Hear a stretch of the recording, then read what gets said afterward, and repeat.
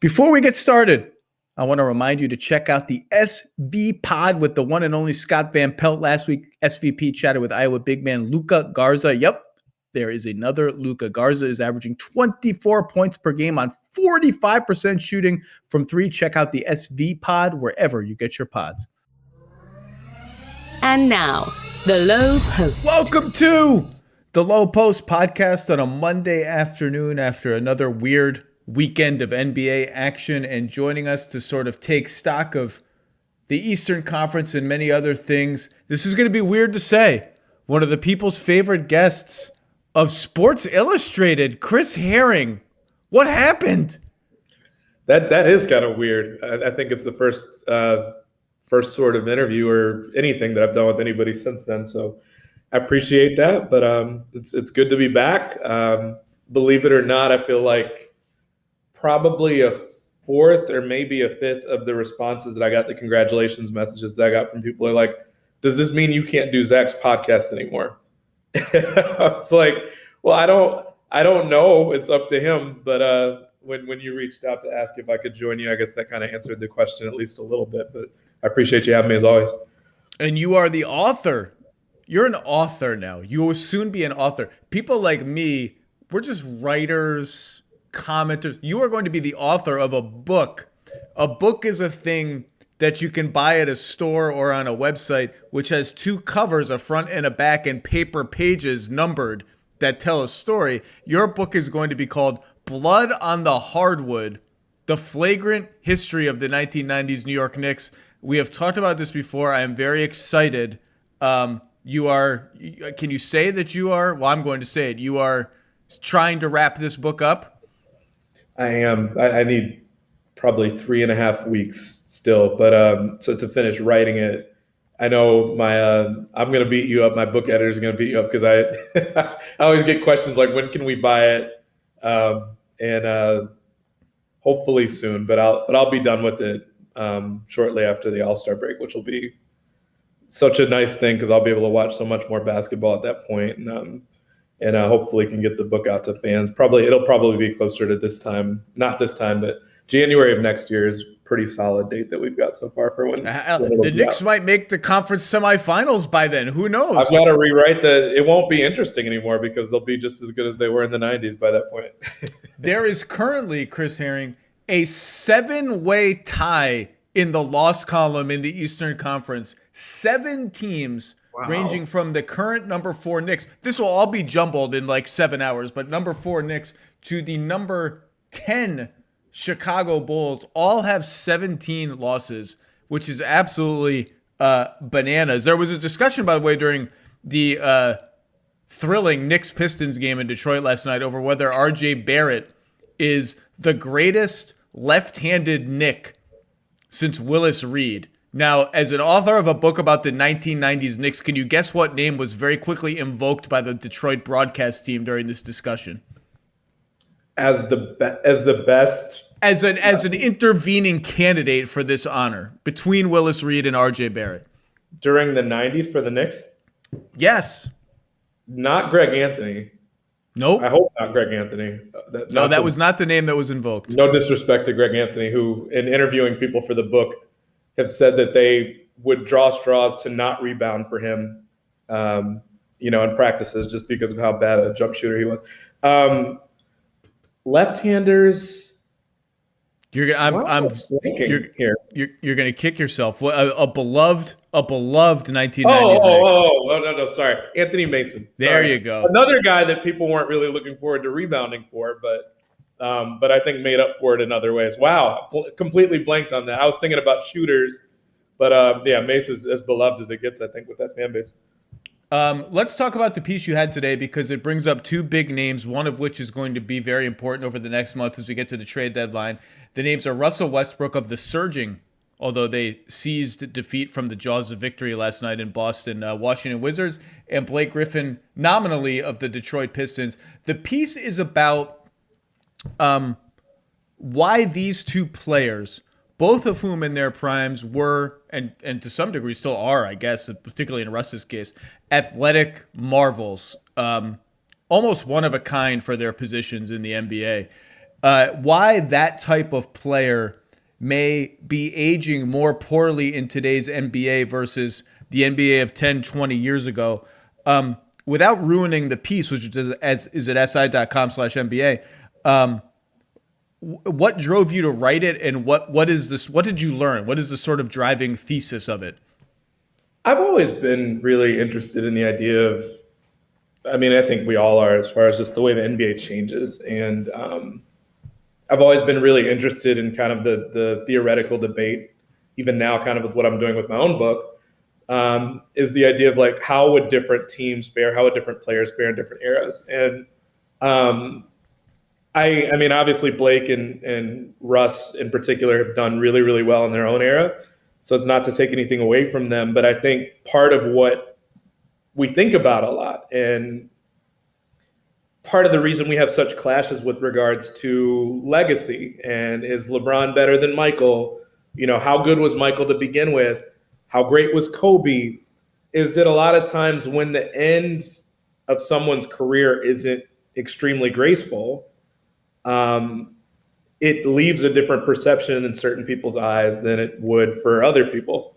And even with Michael and with Kobe, as graceful as their endings might not have been in some ways, you know, Kobe obviously had the 60-point game, but in a lot of ways, it's even more abrupt for someone like potentially what we're looking at with Blake Griffin, where, you know, as I kind of point out in the piece, it was only like a year and a half ago that the guy was dominating games.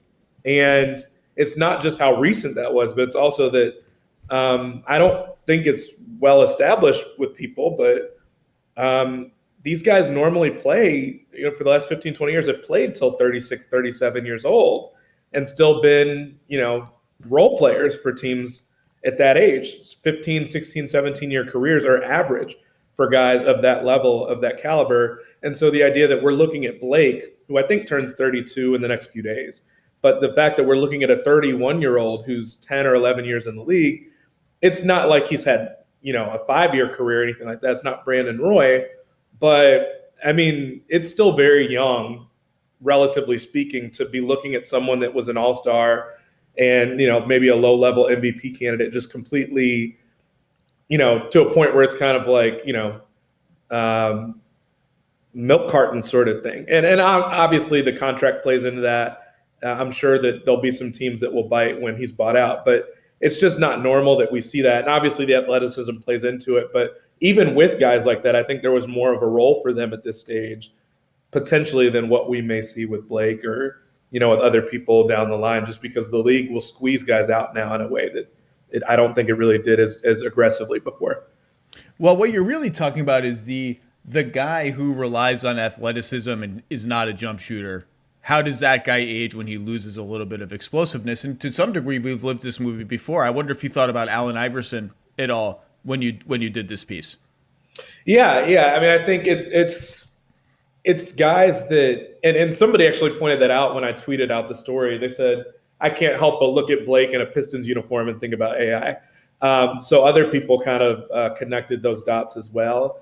And yeah, I mean, I think there are a couple things. Guys that rely on the athleticism, guys that basically can't get to the basket the way they once were able to do, and can't shoot their way out of it, you know, from 17 feet, 25 feet, whatever it is. And, you know, I think that I think those guys stand out most, and I think that that's probably the easiest solution is like you develop a jumper, it's not a problem. But it is interesting in Blake's case, I think, because he's not one-dimensional in the sense that all he can do is shoot. Like, he's a very good passer. I think he's long been a very, very good passer for someone at his position. And I don't know, at least with me, I've always kind of equated to some extent, normally the guys that are really, really great passers, particularly at that position, are among your smarter players. And so I think that there's some IQ there for sure. He's not a guy that was strictly athleticism, but I do think that in his case, he was a guy that was so built on his athleticism that, you know, not having it, what role does that leave for you? And, you know, I think the answer that we're going to get soon, assuming that he'll play, you know, later this season with another team, is to what extent does your team matter in that equation, because Blake Griffin on the Pistons, on a team that's rebuilding, that quite frankly wants to see its young guns kind of get an opportunity, especially a guy like Jeremy Grant, who left a good team for that sort of opportunity. Maybe you don't even really want Blake, using a whole lot of possessions to kind of stumble around as he's aging. But, okay, so when you make Blake the fourth or fifth option somewhere else, or maybe third, I don't know. Who knows? How he looks. Third is aggressive now, I think. Probably. I mean, honestly, fourth is probably aggressive. That's how rough he's looked. And that's what I think is interesting, Zach, is that I think you and I know that from having watched him this year. And I mean, like, watching him this year has been rough. And I think the natural inclination for any NBA fan, particularly when you're not watching the Detroit Pistons, which most fans aren't, I don't know that the average fan knows like how rough he's looked. And just historically say, oh, look, a shiny player from, an all-star from a year or two ago, he'd be great on this team. And he's been so rough that I don't know that he's a natural fit if he's playing anything like what he was playing, just a couple weeks ago before they took him out of the rotation. So the three-point shooting that he began to show with the Clippers and that he really built upon in his All-NBA season in Detroit, which, as you point out, was 2 seasons ago, not like 9 years ago. 2 seasons ago, he was third-team All-NBA. And he was taking step-back threes off the pick and roll as the ball handler. It was really, really impressive. But it wasn't his whole game. It was a part of his game. It was a part of his game he could lean on when you took away the other parts or that built on the other parts. Now it's his whole game. He can still overpower people in the post, but if you've watched the Pistons this year, I feel like every post-up is the same. He backs down. It's very laborious, but he gets some traction, and because he can't jump anymore, it's a jump. It's not even a jump hook. It's like a fling. It's like an over-the-shoulder fling that you're just hoping hits the backboard and goes in, or you draw a foul. Now, having said all of that, I think the cautionary tale for anyone who's in a rush to write him off as a contributor on a good team is Nick Batum, because Nick Batum looked absolutely washed in Charlotte. Done, barely played towards the end. When he got in, he was tentative, soft, disinterested, slow. Now he's starting for the Clippers. Doesn't look out of place as a starter. Guarding pretty good guys. And if you hide your point guard on him, they'll have him screen for Kawhi and PG and get involved in the action. Now, is he tremendously threatening? No. Does he want to shoot? Not particularly. Some nights he'll get a little frisky and launch some catch-and-shoot threes, but he's clearly reinvigorated as a skilled all-around player on a good team. And that's why I think some of these teams will take a look at Blake if and when he gets bought out. And it's interesting. You and I have a slight disagreement, Mr. Herring, about Blake Griffin. Do you want to hear what it is? Sure. You said in your piece that you don't think he can be a 5 because of his lack of rim protection. I actually think on a good team, if not his best role, a role for which he is suited is backup center. Sort of a passing, playmaking backup 5, particularly because part of the reason you can play that kind of guy as a backup center is you're often not facing the best opposing rim attackers on the other team, so you can get away with a little bit less of a defender or less of a rim protector.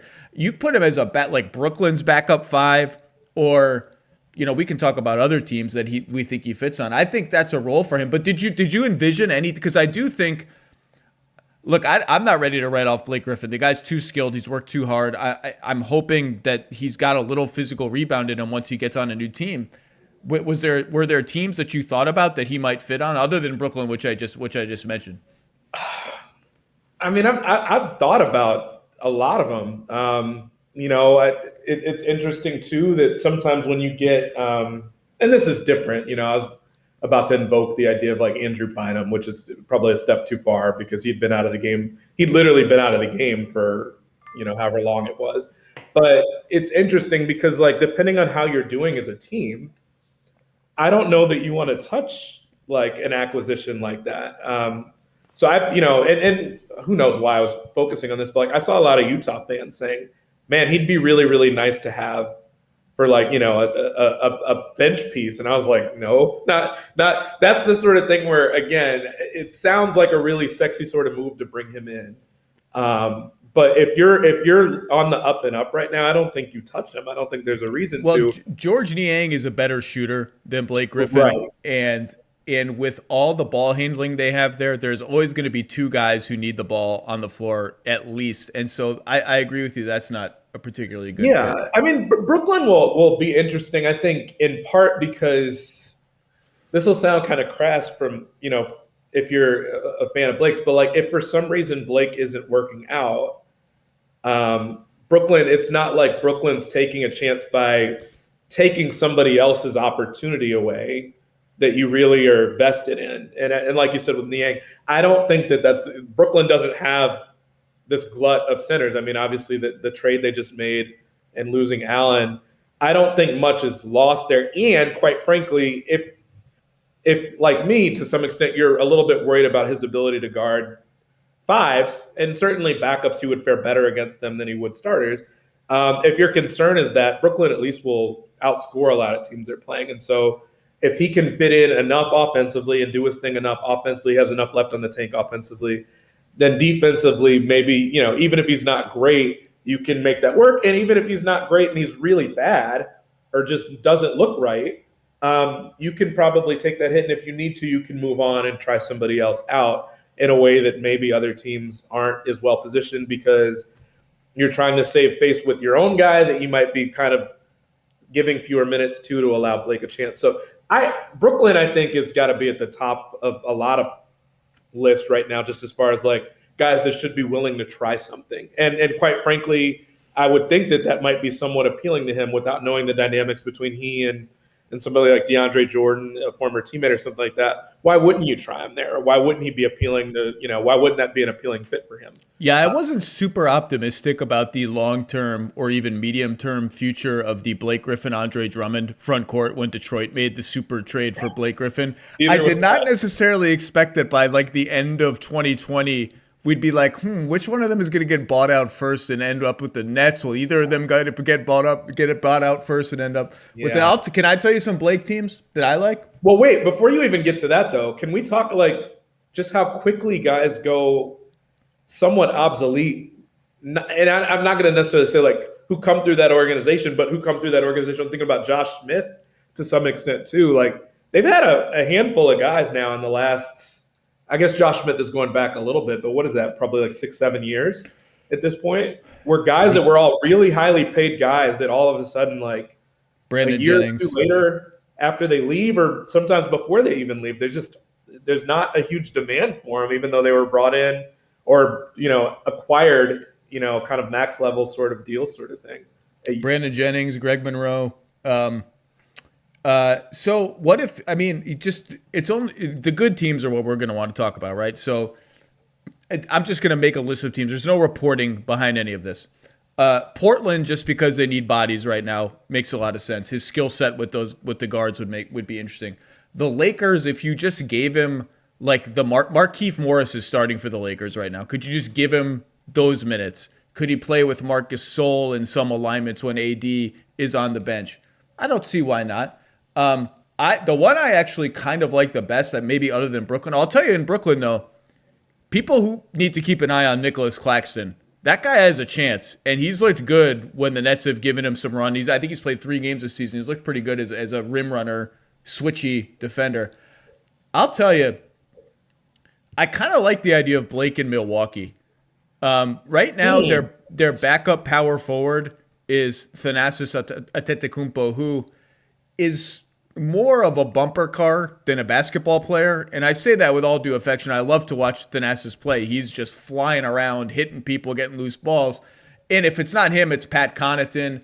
And if you put Blake next to Bobby Portis, like that's kind of interesting. Blake next to a spacing 5 and Brook Lopez, like give Blake some of the minutes when Giannis is on the bench. That's like mildly interesting. I just hate it for their defense though. But yeah, you can see where it would work offensively, and you can see where, quite frankly, I was watching them even yesterday, and just the idea of it's so predictable all the time. And I say this thinking that Blake, even if he's coming off your bench in Milwaukee, which he is, the idea that he could potentially be out there for you in the end of a game just because he might be a better scoring option than what you have. And I'm sitting there watching Giannis and Chris Middleton play the two-man game and watching their passes almost get stolen. Now, granted, they had that beautiful play to basically kind of seal the game yesterday against the Clippers, but they play so much of like a committed two-man game between Giannis and Chris Middleton that having another guy out there, and I know Holiday is there too, but having another guy out there who has hit some big shots, has been a number one guy for a big chunk of his career, I could see why there's appeal there. That's an interesting potential fit for sure. Miami, just because Miami will sniff around everybody all the time. And, like they have those like Kelly Olynyk minutes. Now, you could argue that for that team, Kelly Olynyk, because of his shooting, is maybe a better fit for them. I mean, they've been rolling since they've been starting Kelly Olynyk. So we'll talk more about Miami later. The funniest one is definitely Phoenix, who could use one more quality player and also has Chris Paul as their point guard. That's the funniest Blake Griffin destination, other than the Clippers. If the Clippers got him, they could like bring the fake retired jersey number that they have for Blake back. They could raise it to the rafters of Staples. And then I think there are some others you could think of, but those are the ones that sort of came to mind. I'm hoping for him.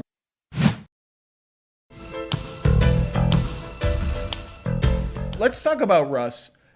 Russ is averaging a triple-double in there almost for the season. Yeah. And the Wizards are 8-4 in their last 12 games. They have gotten themselves back into this slap fight that passes for a race to get into the play-in tournament in the Eastern Conference. They're 13-19.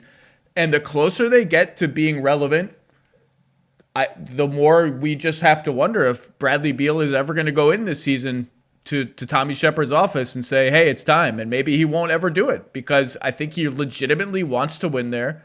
And they've been frisky lately. Now, Russ has been better in the last 12 games.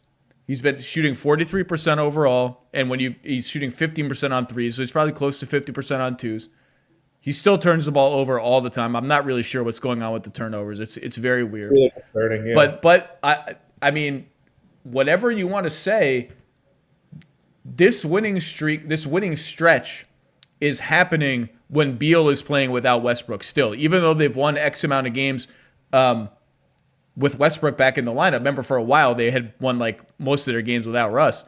That's now changed. And that's not an indictment on Russ because a lot of the Beal-only minutes are coming against backups, right? And like Russ has played well, and they need Russ to play well. And so you have to give him credit for that. But they're getting destroyed by almost 10 points per 100 possessions in the Russ-only minutes, and they're winning the Beal-only minutes by 12 points per 100 possessions. This is during this 8-4 stretch. He's just something happened to him after that stretch in Houston last season when he was averaging 30 a game and shooting well, and he just hasn't been. And look, he caught COVID. He's had 2 separate quad injuries. Maybe it's just all of that. But he still just isn't the same guy, and for most of the season has frankly been like pretty damaging to the Wizards. I mean, I don't think there's any question. It doesn't bring me pleasure to say that about Russ. I mean, it's weird because as we have this whole debate, which I would say every year comes up now, and I know you and I don't want to spend real time on, but you have the kind of the eye test versus the analytics stuff to some extent. But I mean, he might be the most extreme case of that for, I think, a lot of fans, is that, like you started by saying, he leads the league in triple doubles. He's averaging a triple double. He is negative in win shares despite that. I mean, which is like hard. I don't know that you could have actually told me that unless you were letting a guy shoot like 40 times a game, but it's so crazy to me that he leads the league in turnovers despite not being like the only ball handler on his team. So he's splitting, and this is kind of like the Durant dynamic to some extent too, when he was with Kevin Durant in Oklahoma City. The idea, there was one of those years where Durant was about to become the scoring champion, but Russ had taken more shots than Kevin Durant did. And it's like, how are those two things true? But like, how is Russell Westbrook leading the league in turnovers despite the fact that he's playing with the scoring leader, the NBA scoring leader? So you have that happening. You have the fact that he, up until recently, which you've seen a marked difference now, of just the idea that him going to the basket is at least helpful compared to what they were doing. But I saw a tweet yesterday. I think it was my friend Michael Sykes who tweeted it or retweeted somebody. Up until yesterday, when he hit one of his 5 threes, Russ was shooting, I think, 6% or 7% from three, like over this nice little win streak that the Wizards have had. He hit one yesterday, which puts him, I think, at 10% over the last 9-10 games, whatever it is. And so he just can't shoot from out there. And like you said, going back to last year, that was the one stretch he had where it was like, oh, he's still got it a little bit. And so he's gotten a little bit healthier with the quad, and I think that's part of why we've seen him kind of come back around. He's mostly kind of given up the long jumpers over this stretch, but it's just it really does kind of feel like Beal is fighting to kind of keep them above water, and so much of what Russ has done throughout the season has been, kind of doing the opposite of that. Zach Cram from The Ringer had this great statistic too that he put out there, that Beal has the lowest winning percentage of anybody by like 30 percentage points in the NBA when he scores 40 or more. He is 6-20 when he scores 40 or more for his career. He's been 0-4 this season when he's done it.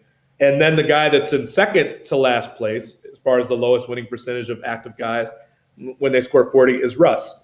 And so it's like when you throw those two together, kind of what do you get? And it's rough because you're also watching Beal play harder defense now and kind of showing more effort, maybe because the team is starting to win a little bit, and maybe that's part of the reason, whether it's because of or just a result of, who knows. But it's a little tough to watch just because Russ is putting up the numbers, but shooting wise, I mean, he's been the worst jump shooter basically in the league this year, and that's not really a new trend, obviously. Yeah, the biggest change for Russ from the MVP season till now, the three was never really there, right? There were seasons when it was okay. It's that the long two, which was the foundation of his game other than attacking the rim, has completely fallen off a cliff. I mean, teams are thrilled when he shoots a long two now. They're thrilled when he posts up. Russ behaves as if he thinks he's a good post player, an effective post player, and certainly there are times where he looks powerful and he rocks the baby. He's going to rock the baby after every single time he scores in the post. Doesn't matter if the guy's taller than him, he's still going to rock the baby. The numbers just say he's not an efficient post player. He's just not. I'm sorry.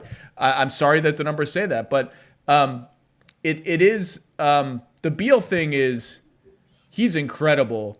And I do think Russ has been better during this stretch. He's been a little more productive, a little more efficient during this stretch, but it hasn't worked out the way that I thought it frankly would in Washington. Even that new starting lineup that they've been using with Russ, Beal, Hachimura, Garrison Matthews. Garrison Matthews, by the way, he can stroke it, and someone's going to pay him some money next year.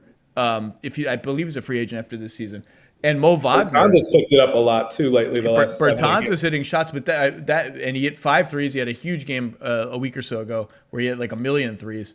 But that new starting five is like -7 per 100 possessions. When I looked it up, I was like, they must be rolling with this new starting five. It looks like it's doing it. No, it's not. It's not doing very well. But it's just been a bizarre season for them. But they're in it because everyone's in it in the East. Everybody, literally everybody, and it's except Detroit and kind of Cleveland. And it's made it difficult because I don't know. It'll be interesting.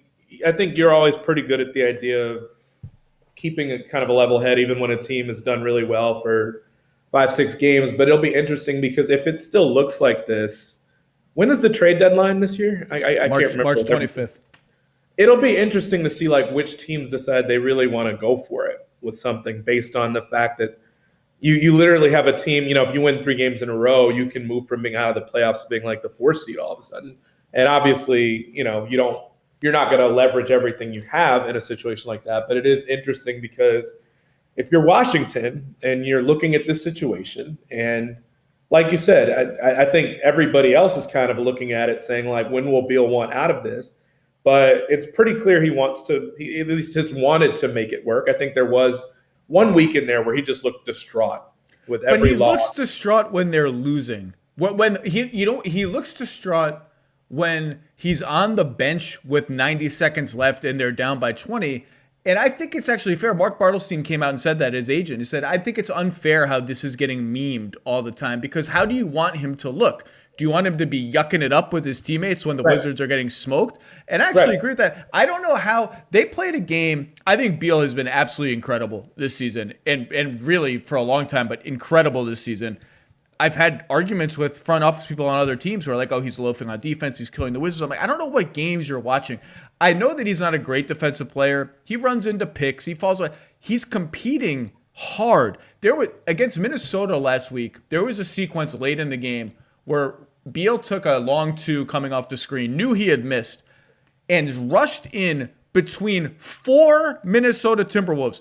The entire Minnesota team basically stole the rebound from all 4 of them, kicked out to Raul Neto, who hit an open 3, and Beal was going crazy. He raised his hands, celebrating. I'm like, this dude is competing every single play. Yeah, I would be tired on defense too if the entire Wizards offense was me coming off a screen, seeing 3 bodies, figuring out, do I pass to the underqualified rookie, the aging veteran who can't shoot at all, the center who is a grunt guy, the second-year forward who's getting pretty good. Hachimura is going to be good. I really like Hachimura. But it's of course he's exhausted. Of course he's going to have some defensive possessions where he doesn't look super engaged. I think Beal has been incredible. And, look, I don't know. Their schedule is going to get harder in the second half. I don't know if they'll stay in it. But their biggest change for them, frankly, is for the season, they're 27th in defense. In this 12-game stretch, they're 8th in defense. Yeah. So and their offense has stayed about the same. So it's really that they've started. That was what was interesting. Yeah, they've started to just play cleaner. I would say they're just cleaner on defense. There are just less possessions, fewer possessions where you're like, what are they doing? Why did they switch that? Why did that guy not understand that they were switching, but that guy switched and they just bumped into each other randomly and just decide he's going to try to double team this guy from the wrong side? Yeah, there are a few of those for sure. But the piece on aging is really interesting, and it gets to one of the points you make is there used to the old man game used to be, I'm going to post up and play a little bully ball and YMCA you, and that's how I'm going to stay on the floor. Part of your point was that the NBA just kind of isn't inviting to that kind of player anymore, right? Yeah, or I mean, I think certain guys kind of have earned that, and it's crazy to think that Blake Griffin wouldn't have earned that. And there is a part of me that as I was writing, I was saying to myself, maybe that still is true of Blake where that could work for him because he's just so big. But can you imagine the groaning and the moaning that comes from if Russ decides to do that 4 years from now because he can't get to the basket anymore?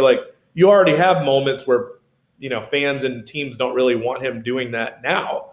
And again, as we're 2 years removed from Blake being an all-NBA guy, we're only 4 away from Russ having less than 4 from Russ having been the MVP of the league. And we're talking about guys that are essentially 32 years old. They're not old guys. So, yeah, I mean, I think that's a big, big part of it. And I just think that you've had certainly success stories. It's not to say that guys of a certain age can't play. We're watching LeBron, even when he has a bad game here or there, we're still watching LeBron be in an MVP race.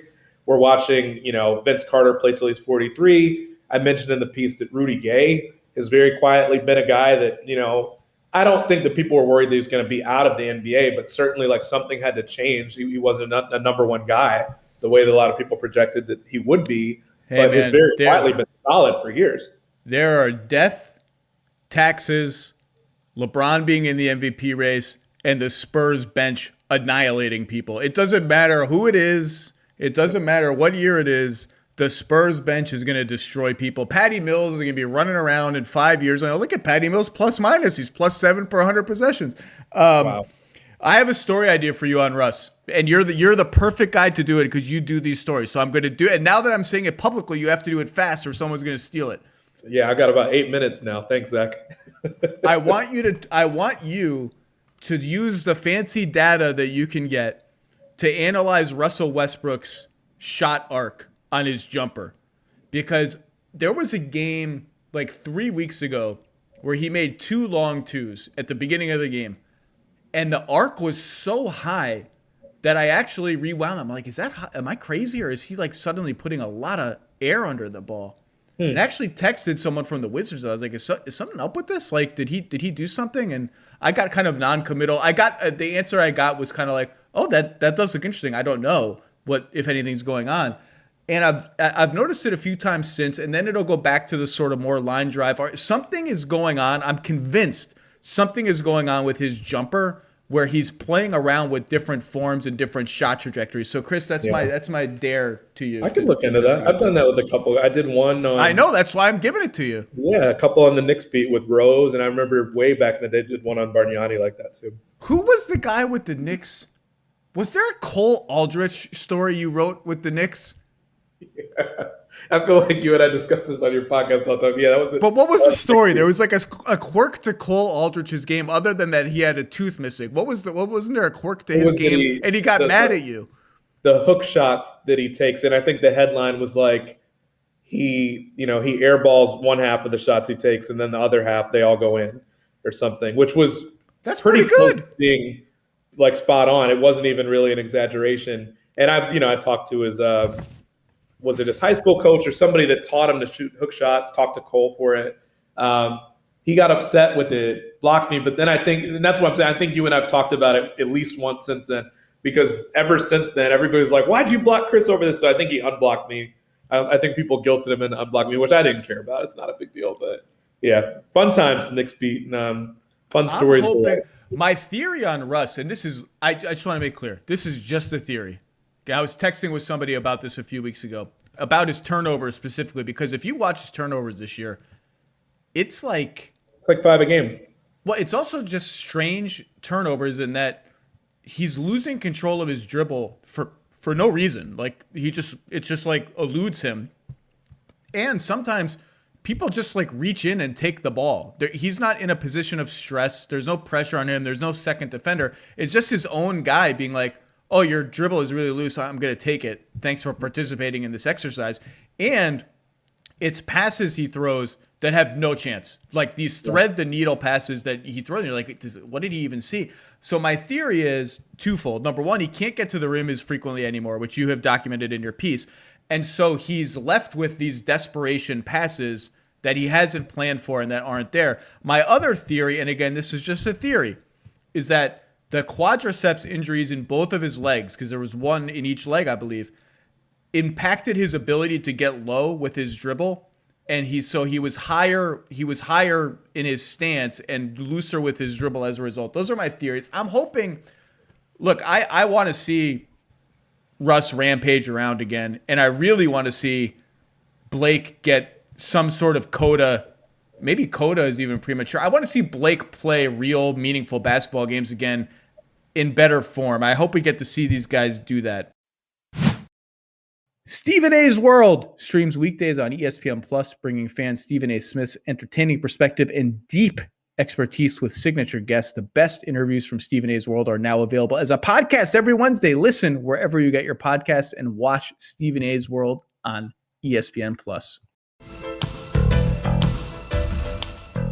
Let's talk a little bit more about the East. So I mentioned this 7-way tie. Here are the teams that have 17 losses. The Knicks, we've all talked about the Knicks a lot. The Heat made the finals last year. They're coming on. They've won 6 in a row. What do you know? Getting your best players back helps. The Celtics, I did a whole podcast on last week with Scalabrine. They're now 17-17, won both games over the weekend. Charlotte, 1 game under. Lot of Charlotte buzz. No pun intended. Lot of Charlotte buzz. Chicago, 17 losses. We've talked a lot about them on this pod, mostly because of Zach LaVine and his all-star case and my sort of weird fascination with Wendell Carter Jr. I don't know why. I'm super interested in Wendell Me and my Carter best friend Jr. had a big argument about Wendell Carter last week via text. Like I need someone to argue about. I have no one in my life that will argue about Wendell Carter Jr. with me. I will give you my best friend's number. You guys can argue about him if you'd like. I tried to bring him up at the dinner table with my wife and my daughter. Guys, Wendell Carter Jr.'s post-up game really coming along. No traction at the dinner table conversation. So that leaves 2 teams that I'm calling the sort of forgotten Eastern Conference middle-of-the-road teams, and they're the teams I want to talk about today. Toronto and Indiana. Let's start with Toronto, who is now in severe coronavirus hell it's unclear who or how many or if any players or coaches have it, but it's clear something is up because an enormous amount of the team is in contact tracing. Their game yesterday against Chicago was postponed. And, obviously, first and foremost, we all know how serious this is. It was actually quite interesting. We've heard Jason Tatum talk about the lingering effects of it.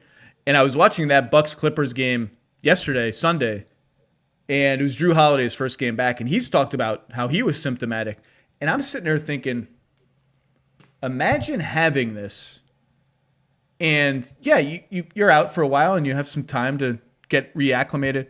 Your first game back, you're like, okay, go guard Kawhi Leonard for a while. This dude is trying, I know people who walking around the block was a big step for them a couple weeks after having symptoms.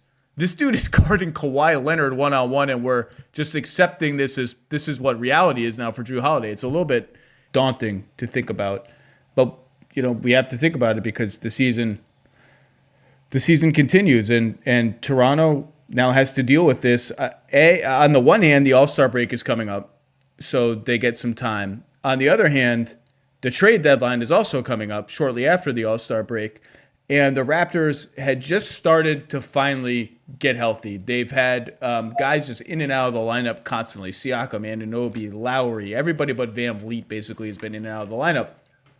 And they are, since starting 2-8, they're 15-9. They have the third best point differential in the East, I think. Now fourth. Philly has passed them over the weekend. And in that 15-9 stretch, they are 9th in offense and 12th in defense and trending the right way on both ends of the floor. Nick Nurse has apparently settled on, I'm just going to start my 5 best players. I'm not going to start a center. I'm going to start Pascal or OG at center, whoever you want to call the center. So he's been starting Lowry, Van Vliet, Powell, Siakam, Anunoby. Powell has been incredible, just blowing the doors off as a starter. That lineup is plus 11 per 100 possessions. They've only played 51 minutes together. So Toronto has to make a decision, which is how good are we? How much noise can we make? And if the answer is really good, nobody wants to face us. Puncher's chance at being in the conference finals. And if you get into the conference finals, well, you're in the conference finals. You're a sprained ankle away from something special. Then you keep everything together and let's roll. And maybe you pick up a stray piece here and there.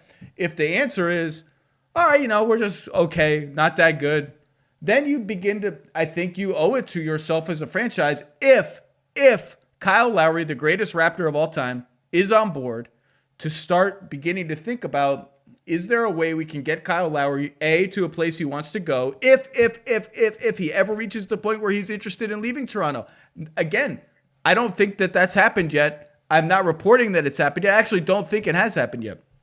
Can we get him to a place he wants to go, where his bird rights have value, a.k.a. the team would be interested in re-signing him, because Kyle Lowry would be a fool not to care about that. And we can get some good return to begin moving forward as an organization to our next phase. And now they're going to face that with a health crisis. I don't know, a health something sort of clouding it. It's a big deal on multiple levels, and it is a shame because this team, they've had to play in Tampa.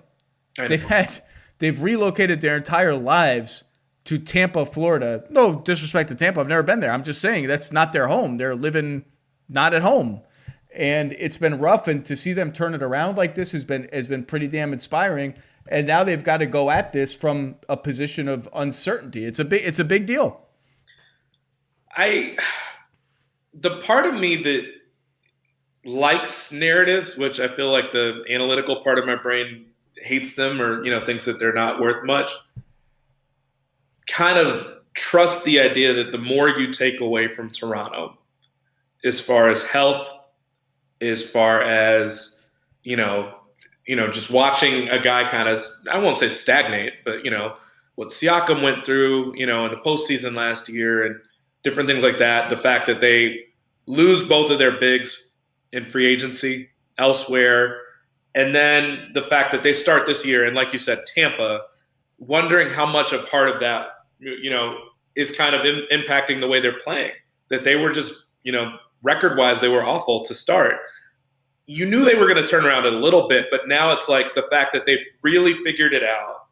this is going to be the corniest analogy, but I like the Disney movie Fantasia for some reason. The Sorcerer's Apprentice, where Mickey's down there in the buckets of water, and he really doesn't feel like scrubbing that place out, and so he uses the little hocus pocus to get the brooms to start doing the work for him, to carry the water for him, and then it gets to be a whole mess. And then he starts chopping up the brooms because they're taking up too much water and they're flooding the whole basement or whatever it is. The Raptors are like, that is a horrible analogy, by the way, but the Raptors are chopping the hell out of this broom, and now it's like they figured it out, and they figured out how to make this work for themselves. And now that they figured it out, the virus is kind of wrecking everything. I would almost be sad if the Lowry part of this, if he were to go somewhere else, or if they were to deal him somewhere else. But that would also fit the MO of what we talked about. I think you and I talked about this a year ago, with the idea of, we thought last year might be that year for them, where, okay, Kawhi's not there anymore, and they're probably not going to have enough to really be a true contender. And then they looked the part of a contender for most of last year too. And so it wasn't a question. And it wasn't even a question with Gasol either, and dealing him somewhere. So I would be kind of sad to see them do that now that I think the East is even weaker than it was in some ways. Or maybe it's just that the outside of the top three teams, it's weaker. And so, does Toronto become that fourth team? And last year they were in that conversation. But I don't know, Masai, with the question mark with him, and is there a question mark with him? The idea of kind of what happens to him after the season, does that impact things? Does it not? I would kind of hate to see them do that, just because I think that they have not been fully healthy. It's similar to last year. You want to give a team that's had that experience a shot to do it. Do I think that they would come out of the East? No, but I would be kind of disappointed to see them kind of pull the plug, unless they're getting just a king's ransom back for Kyle Lowry. Well, I mean, I don't think they're scared of Philadelphia. Their recent 2-game baseball series against the Sixers suggests that they kind of like throwing the kitchen sink of defenses at Joel Embiid and saying, see if you can figure us out. We don't think you can. We're long. Siakam has hit another gear in the last month, and defensively is just flying all over the floor. I don't think they're scared of Milwaukee, period. Brooklyn may be a whole different ballgame for the rest of the East. Brooklyn's such a wild card, because I just don't know who's supposed to stop them 4 times in a 7-game series, at least defensively, how to stop them. But you probably feel decent about your chance of being able to score on them. If you don't, you probably don't feel good about scoring on anybody if you don't feel like you can score on Brooklyn. And Kyle Lowry will have a say in this. If he's like, I'm all in staying in Toronto, he's probably going to stay in Toronto because they're really good. If he decides he's not, I think everyone will be able to find some workable solution somehow. Let's just talk about fake Kyle Lowry trades just for fun. Philly is by far the most obvious destination. It's been much rumored. I don't know that there's any legs to the actual rumors, but he's from Philly, and they're one of the only contenders with actual first-round picks to trade, plus an interesting young player in Maxey. You could make a lot of interesting deals with Philly. Now, they'd have to include Danny Green, who's starting for their team because he makes $16 million a year, and like 3 other players just to make the math work. And this is part of the challenge of a Lowry trade. But you can make a Philly deal that makes sense for the Raptors, and he fits there like a glove. I mean, Kyle fits everywhere like a glove. That's why he's going to be a coveted player if and when. I should just say if, frankly. The LA teams, I can't find a trade. They just don't. If I'm Masai Ujiri and Bobby Webster, right? Yeah, they don't have anything that is interesting to me. And then the wild card is Miami, who I think at 17-17, having made the finals, is going to look around at lots of stuff. And as I checked with all the cap experts, Chris, I checked with all of them. As of now, they cannot trade a first-round pick. They owe their 2021 pick to somebody I can't even remember anymore. Probably Oklahoma City, because everybody owes everything to Oklahoma City. They owe their 2023 pick with lottery protection to Oklahoma City, and it extends to the point where it's too far out. The protection extends too far out. They can't trade a pick in the future unless they lift those protections, which would be very dangerous for them. They do have Precious Achiuwa, who they love and I think is going to be hard for them to move. They have Duncan Robinson and Kendrick Nunn, who will be free agents this summer. They don't make any money by NBA standards, so it's hard for a salary match. It's doable to build a Lowry trade for them because of Kelly Olynyk and Myers Leonard and their salaries. It's possible. I guess that's a wild card. If I'm Miami, I'm actually not more interested because talent is talent, right? Like Kyle Lowry's talented, but I've got Dragic, Hero, Robinson, Nunn. If I'm rolling, I might have enough at guard to get by. What I'm really craving if I'm Miami is, can I find the Jay Crowder facsimile from last year, the tweener forward who can shoot threes and make a couple of plays here and there and play hellacious defense. That to me might be, if I can find the right fit, that might be what I'm going to look for. But again, talent is talent, man. Kyle Lowry is awesome. He's an upgrade over all those guys I mentioned. If you put Kyle Lowry, Jimmy Butler, and Bam Adebayo, you got something cooking. But that's an interesting one. Did anything else strike you as interesting? Of the other teams that you were mentioning there? Of any teams. Those teams, any teams. I mean, when I thought about it, you and I were texting earlier, when I thought about it, the team that I just thought, if you could throw out the considerations for what the salary was, it's the Clippers, just because, again, looking back at that game yesterday against the Bucks, they still have those moments. And obviously we saw them all throughout the Denver series, when they just kind of, just lost control of what was happening and lost their grasp on the series. There are just so many moments where, as wonderful as it is to have Kawhi and Paul George on your team and Lou Williams, the idea of not having someone to just kind of orchestrate that so that it doesn't look clumsy half the time, or it doesn't look like you just put so much on those guys' shoulders to not really orchestrate something. And it's great to have Pat Beverly there and, is having a good season defensively. But I just think the idea of having someone that actually his job is to control the ball, who isn't going to get mad or upset or care if he's not really getting shots, is going to give his energy in any way he can, is a good defensive player, can shoot. I just love that fit there. But like you said, there's no real way that you could get that done salary-wise, and even – if there'd be quite enough talent to where you're not just picking them clean of what they probably feel like they would need to stay over the top.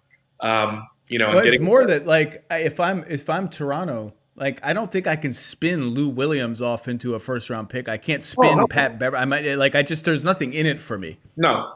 I mean, the first guy I looked at and I was like, you wouldn't do this. It's like Zubac, but also money wise, like it's such a weird combination of things that don't work.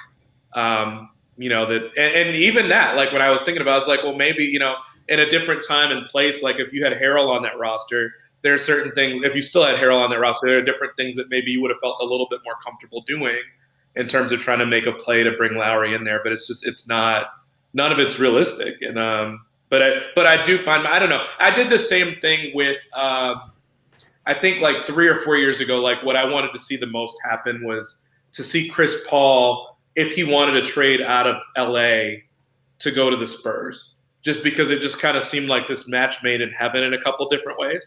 And then, he went to Houston and almost got to the finals that way. So it doesn't mean that it's, Lowry could go somewhere else and have that impact. But I'll be really honest, Zach, Lowry could stay put. And just looking at what Toronto has done recently without him, and the idea that he can be part of the solution and figuring it out, that he's had a good season anyway, and just being the player that he is, there is a part of me, a pretty decent portion, that just kind of wants to see them give it a shot and see what happens. Like, again, I don't think they're going to be the team that comes out of the East, but you can make an argument that Toronto has realistically as good a shot as anybody. I think if you told me that they had just as good a shot as Milwaukee, I'd probably side IU just a little bit, but at the same time, like Milwaukee hasn't. I would side IU a little bit because I think Milwaukee, despite some depth issues, is about to get on a run when Holiday gets his footing back. But Toronto's Fred VanVleet would have been a deserving All-Star. He is the heir to Kyle Lowry, in that he's the small guard who just is doing something helpful every single second he's on the floor. He's almost never makes mistakes. He's moving, he's cutting, he's setting random screens. He's a good defender. He is the true heir to Lowry in every sense including and especially that his box score stats will never ever capture how good he is. And they can play next to each other, which I love that. Like, obviously, and that, so from that standpoint, I get your question, because obviously you could move fully in that direction and it wouldn't be bad. It's just that, are you leaving even just a little bit on the table? And, you know, the way that Boucher has looked, the fact that even Bembry the last few games has just been really nice for them. That those guys, those young guys, show so much year-to-year growth. And, you know, what they can do with the ball. OG has been really, really fun to watch, doing more. OG. And defensively, that guy is just – they have a bunch of wrecking balls on that team that just develop and develop and develop. And you keep thinking that there's a point where it stops. And moments where you see that with Siakam maybe, where there's a little bit of regression. No, like I would be frustrated from that standpoint if they decide to let it go and just trade Kyle for pieces instead of just having him. But I would get it, but I would be frustrated to see it happen. I know, on the flip side, you're not getting Tyler Hero for Kyle Lowry. I mean, that's just not that fake trade is not going to – I don't think Miami's giving up Tyler Hero for that. Yeah, Anunoby, he has a couple of drives every game now. They've used him as the screener and pick and roll as the ball handler, but he has a couple of drives where it's like a running back just plowing through. Like if stiff arming were legal almost, he's just plowing through guys and they're bouncing off of him. And he guards every position. There was a game against Indiana where his primary assignment, 2 recent back-to-backs against Indiana, his primary assignment shifted from Malcolm Brogdon to Domantas Sabonis on purpose. He wasn't switching. They were just like, no, now you're going to guard the all-star center. Okay, stop guarding him. Now you're going to guard the borderline all-star point guard. Right. And that's like our plan. You're that good that that's our plan. Can I do some? Will you indulge me in some fake Miami trades? Sure. I mean, it is my podcast. Now that you say that, no, you can't. I'm not going to let you. if the Heat try to find that tweener forward that I mentioned, the 2 obvious places to start are Sacramento and Cleveland. And these are not going to be sexy names at all, which is why the sexier names will get more attention. If they could find a way to get Harrison Barnes into that role that he had with the Warriors, he would be unbelievable for Miami. Now, I don't know if they have the goods without a first-round pick to trade to get him. They would probably have to trade Achua or at least one of their core rotation guys, plus the salaries, plus every second-round pick they have, which, by the way, is not many because they've traded, I believe, 2021, 2022, 2023, 2025, 2026, and maybe another one in between. Nemanja Bjelica is sort of like the poor man's version of that. You don't trust his defense. In Cleveland, you've got Jetty Osman and Taurean Prince. Again, not sexy names. Would you do like Myers Leonard and some second-round picks? Kelly Olynyk and some second-round picks? You could argue Olynyk is better than both of those guys. The guy I wish they could get that's a little, probably the price would be a little cheaper than Harrison Barnes is Josh Hart from the Pelicans. Would be amazing for them. But from what I've heard from teams who have inquired about Josh Hart, the Pelicans absolutely love him. He's a restricted free agent this summer and have shown very little interest in dealing with him. Again, we're 24 days away from the trade deadline. All of this is subject to change. And then you get down to like guys who are Larry Nance, you're going to have to bowl over the Cavs from what I've heard. They love Larry Nance. He's a local guy. He's been fantastic for them with healthy. I don't know that Miami has the goods or would give up what it would take. Then you're down to like what happens with PJ Tucker, Sterling Brown, guys that are just sort of fringy guys and don't make a lot of money. Trevor Ariza is still around. The guy that I don't even know where he is or what he's doing, but I bet you could get Otto Porter from Chicago for not very much. If you offered like the seconds and expiring money for Otto Porter, because he's probably not a part of their long-term future. He barely plays. That's another name I thought about. That role for them, because Harkless hasn't even cracked their rotation. It's just that's something that I would monitor with Miami is their efforts to sort of fill that spot with the limited tools they have in their toolbox. Because they're starting to roll a little bit, and as we all knew they would, right? Like people who wrote off Miami, they need to get their players back, and they're going to be right in the thick of it, and no one's going to enjoy playing them. Yeah, I mean that's kind of what I think about with Toronto too. It's just the idea that I look at the guys that have been playing well for them, and I look at the way they've done it and how annoying it would be to you look up and you get swatted from behind and you try to figure out who it even was, and you're not sure if it was Boucher, you're not sure if it was OG, you're not sure if it's Siakam, just all these arms everywhere. And these guys that are 6'8", 6'7", and just making life hell for you. And you add one more guy like that to the mix to Miami. Particularly, I was actually surprised when you listed all those guys out that I don't know if you were kind of doing it in a rank order, if it was more kind of how much they make and sort of that order or what have you, how much they will make. But PJ Tucker is an interesting one, like to be that far down in the queue. I think a guy that immediately could kind of be a difference maker for a team that is far enough along. He's very sneakily had a kind of uninspiring year, shooting 31.5% from three. But again, they're just in a tailspin. They've lost 10 straight in Houston. You get this guy out of Houston, you know what you're getting right in PJ Tucker. I'm not listening to them in any particular order. I just kind of was looking at common sense, and how much they're going to make is important because Bam's deal kicks in next year, and all of a sudden him and Jimmy Butler are earning $70 million combined. Nunn and Duncan Robinson go from minimum guys to something much greater than minimum guys. That stuff is going to matter for Miami. Let's talk about the team that no one ever talks about in the East. Let's end with them, and that's Indiana. You wrote a recent piece on Miles Turner and the defense he's playing. He's also down to 30% from three. Yeah. And I'm a little bit worried on behalf of Pacers fans that they're going to fade even further from the discourse because they're now 15-17 on a 3-game losing streak. And they're an interesting team with a lot of interesting players. They're sort of I think they're the most average team in the NBA. They're just average in every possible way. They're just average. But people are already beginning, it's like out of sight, out of mind.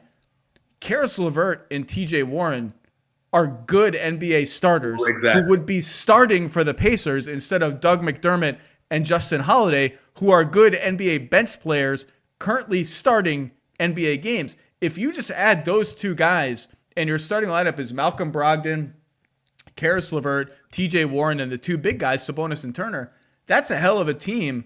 Like, they're going to have some interesting decisions going forward. They have 6 guys making more than $10 million next year, and that does not include McDermott, who's a free agent and has been really, really good for the Pacers, both shooting threes and going to the rim on cuts. They're going to have some interesting decisions to make going forward, but they're just a good, solid team, man. I don't know where they're going, and this is the perpetual question with Indiana is like, how do you go from really nice, frisky team to team that actually does stuff in the playoffs and has a threat to do stuff? I don't know the answer to that question. I don't know that they have an answer to that question.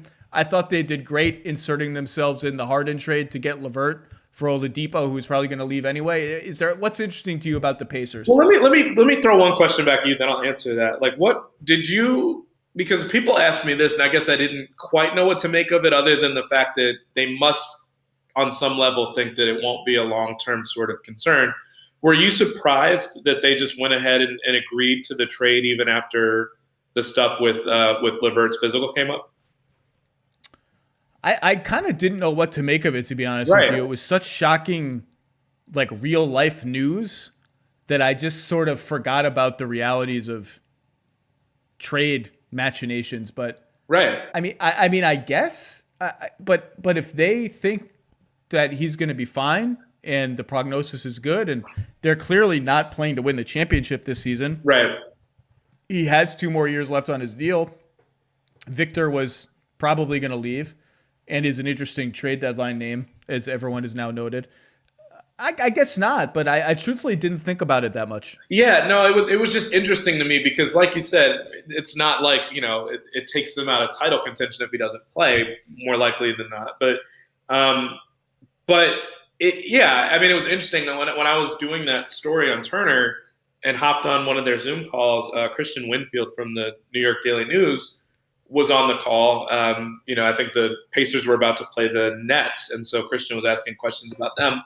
But he was asking about Karis, and it kind of made me think. I was like, it's really easy to forget about guys that just aren't there and aren't going to. It's really bizarre. It's an out of sight, out of mind thing. And you mentioned Otto Porter. I mean, the Bulls with the Bulls, like he's been like that for long stretches too, where he just misses so much time. Chris, I have to remind myself once a week that Otto Porter exists. Literally once a week, I'm like, oh yeah, Otto Porter. He exists. Max players. These are guys that were on max deals or big money guys.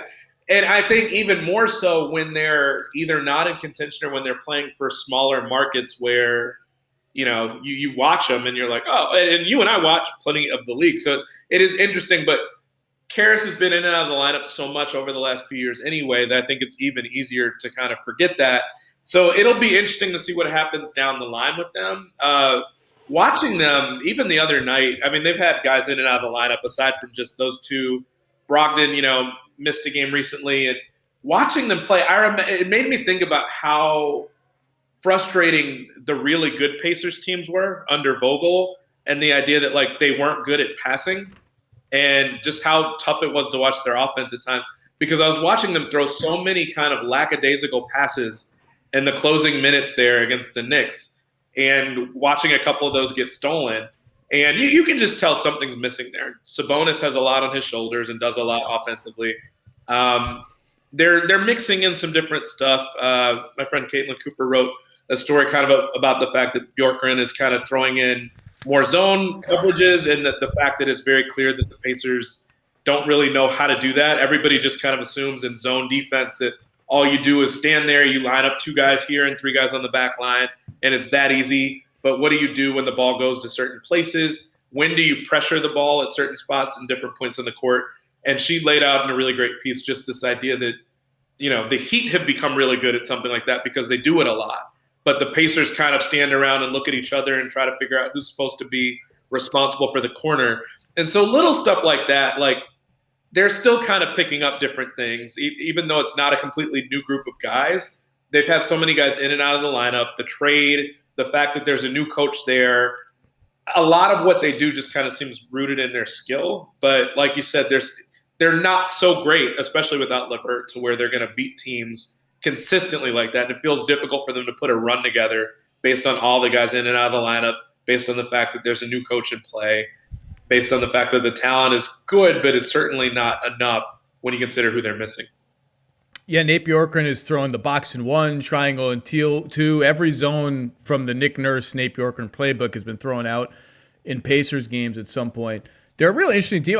They take the most shots at the rim on offense, and they allow the most shots at the rim on defense, which is just their games are just a two-way parade to the rim. And I guess one of the reasons they're comfortable allowing so many shots at the rim, which you wrote about, is that Miles Turner is a Defensive Player of the Year candidate who's going to block and or alter a lot of those shots. And everyone's in a rush to break up the Miles Turner, Domas Sabonis. They're both centers. We know they're both centers. Domas has made it work well enough defending power forwards on the perimeter so that Turner can hang around the rim.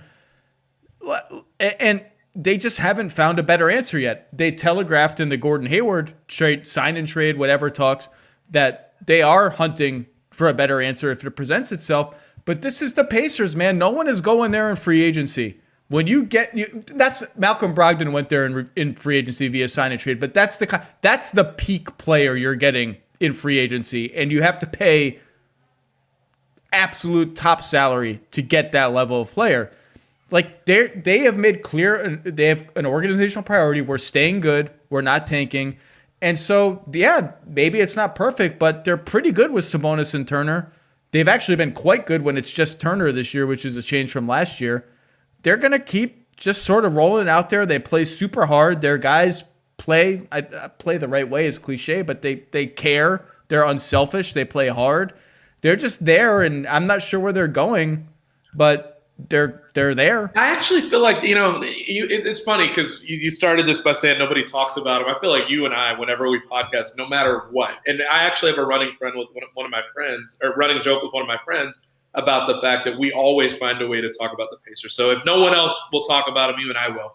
I think they have more direction than they've had, and I don't mean that as a slight at Nate McMillan, because I like him, was frankly kind of surprised that he didn't end up with a job. I think I even laid out that, the 4 years he was there in Indiana, that they beat their win projections over at 538 by more than 5 wins in each of those 4 years.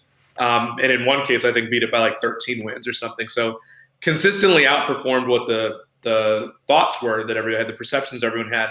But the thing that always made it difficult for me when I would just think about who my hypothetical coach of the year candidates were when he was there, I couldn't really point to what strategically the Pacers were doing that really stood out as special.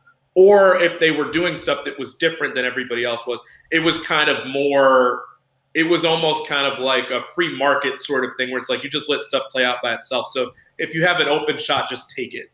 And it wasn't kind of more – like which in today's NBA, you normally kind of want to have a rationale and a reasoning for why you're taking it. You want to set up something that gives you a better shot, a more efficient shot.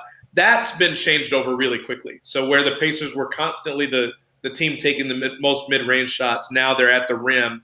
Now you look at Miles Turner and he's, between cutting more and the idea of being more efficient in the pick and pops, at least early in the season, that seemed more targeted. And you could see more of a plan there. Defensively, you're seeing more of the kind of, if you want to call them junk defenses, you're seeing adjustments being made and really, really unusual adjustments made, which I feel like that gives you a better chance to kind of squeak out a win here and there versus what they were doing before. So I like that aspect of it.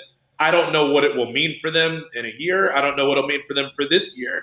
But I at least see them trying different stuff, which I like, given how many of the guys they have are like either mid-career or kind of still younger still.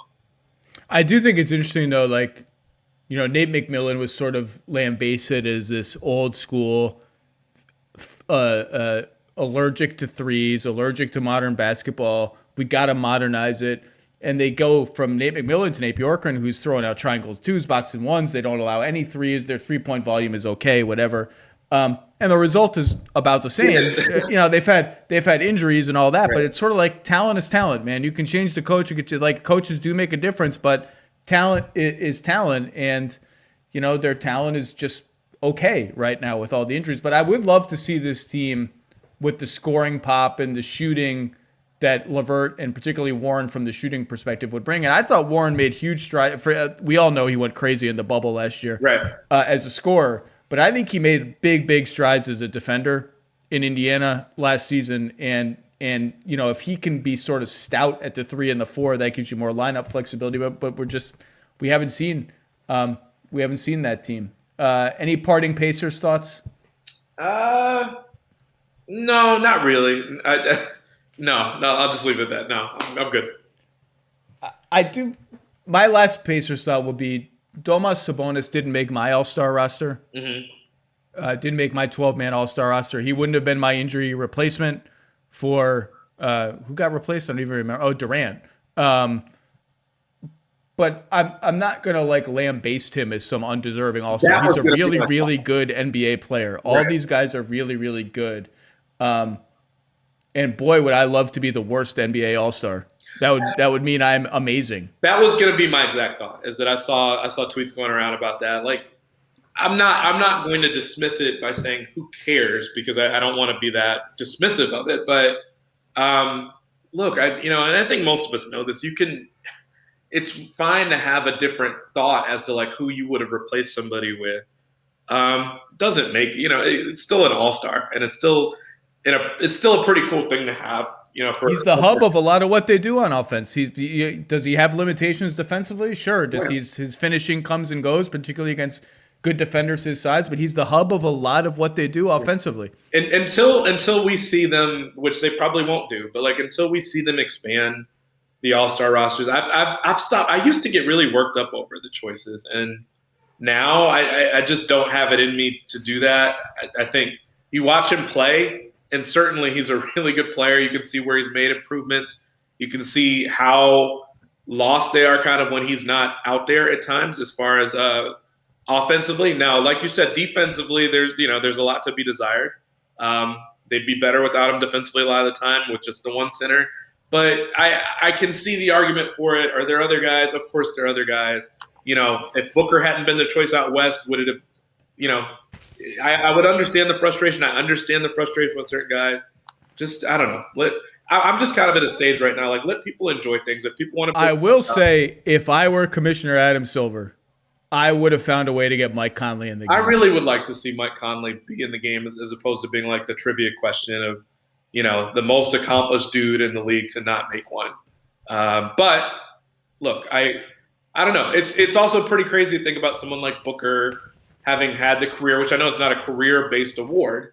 And frankly, as we talk about Conley, if you are really, really pushing for him, I know the Jazz are having an incredible season. I know that there are a ton of things you could point to say that maybe Conley is most responsible in some ways for that season that they're having. But I do feel like part of the narrative with him deserving a spot is rooted in the idea that, like, he hasn't made it before. And I don't ever know how to feel about that, but I would really like to see him get one. I'd rather see him have one All-Star game to his name than have him be the guy that we think of as being the most accomplished guy to not ever make it.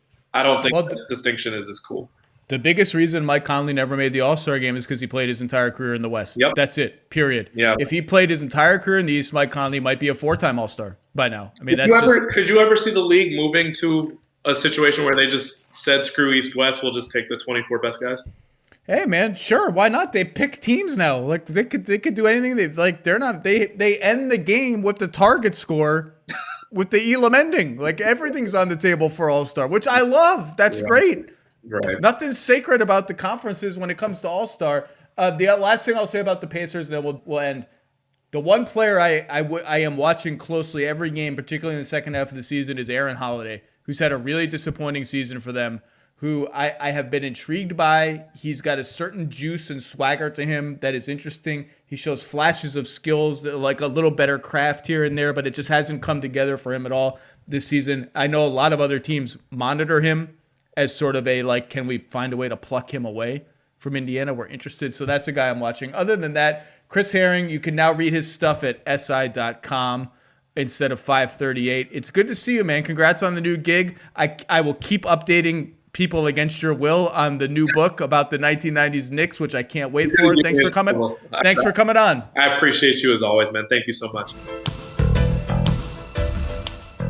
Our difference maker of the week is brought to you by our friends at CarMax. Don't just buy a car, love your car with the new CarMax Love Your Car Guarantee. This week's difference maker is the Brooklyn Nets superstars and the role players they empower. When you watch the Brooklyn Nets, I want you to pay attention to Bruce Brown. Yes, Bruce Brown. Anonymous as any NBA player, Bruce Brown is inventing a position with the Nets. Does he play center? I have no idea. He kind of plays like a center now, even though he's the size of a guard. He hangs around the rim. He gets rebounds and putbacks. Is he a guard because he's the size of a guard? Sometimes he makes the occasional corner three.